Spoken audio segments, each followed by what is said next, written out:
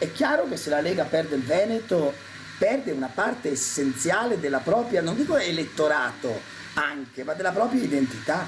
Cioè, per la Lega è impensabile non avere il Veneto. Per Meloni è importante però mettere uno zampino forte al nord. Tu il paese non lo governi se non sei al nord. E infatti perché la sinistra non governa? Perché in genere è mai riuscita a governare una sola importante regione del nord. Voglio dire, Veneto, Lombardia, Friuli, Venezia Giulia, Liguria, Piemonte. il Piemonte, certo. cioè il fronte del nord sta tutto in mano al centrodestra. Il Veneto è un grande laboratorio politico, lo è sempre stato, lo era quando c'era la DC, lo è stato quando è nata la Lega e lo sarà ancora a queste elezioni perché sarà un test anche per il governo.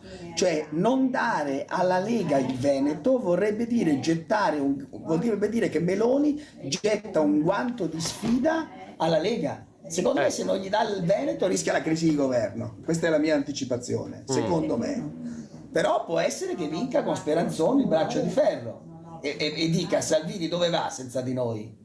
Cioè Salvini è in grado in questo momento. Io penso che la Lega deve avere il Veneto.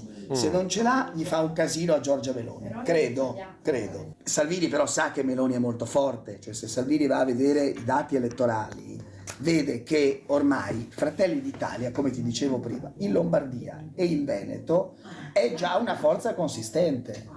Cioè, e quindi questo dovrebbe far riflettere in qualche modo Salvini nel non tirare troppo la corda.